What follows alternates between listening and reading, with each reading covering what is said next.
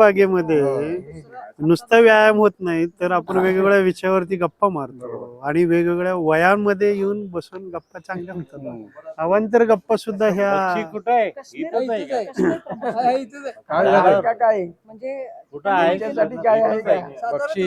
दापोली काय झालं? हे आत्ताची ट्रिप कुठली आहे सांग ना सगळ्यांना जरा तू. होय ग होय तिकडे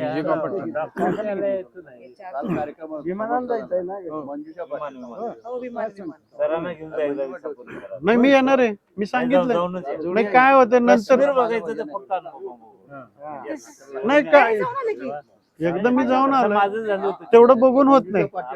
वेगवेगळे ठिकाण नेले ना आणि निसर्ग काही म्हण बर का महाराष्ट्र किंवा देशातल्या इतर ट्रिपा करायच्या आणि काश्मीरची करून आले ना की वेगळं फिलिंग येतं.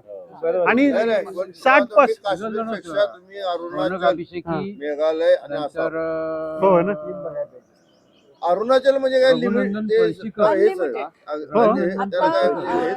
आणखीन बाटे पण पाटील भारी त्यांचा मुलगा गेला होता माझ्याकडे एक नंबर.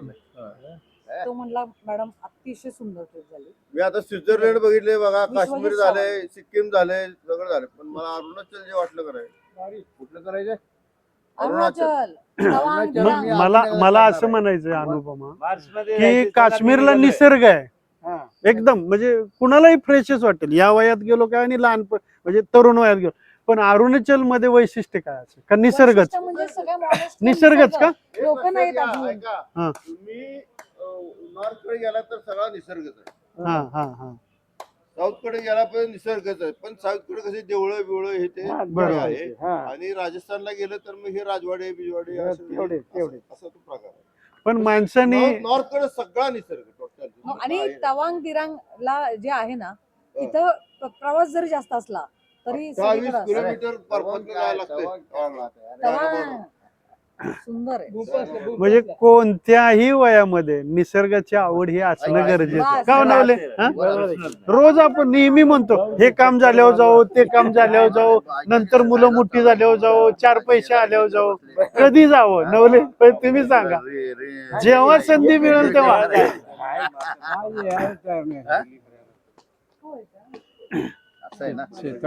आणि एक 2-3 स्पॉट सांग ना जरा चांगले चांगले ट्रिपच्या दृष्टीने. मार्च मध्येच सांगितले मी तुम्हाला हे, कारण की मी एकटीच फिरणार किती घेऊन.